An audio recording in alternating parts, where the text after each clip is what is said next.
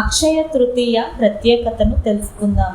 వైశాఖ శుద్ధ తదియను అక్షయ తృతీయగా వ్యవహరిస్తారు. అక్షయం అంటే నాశం లేకపోవడం, దినదినాభివృద్ధిని చెందడం.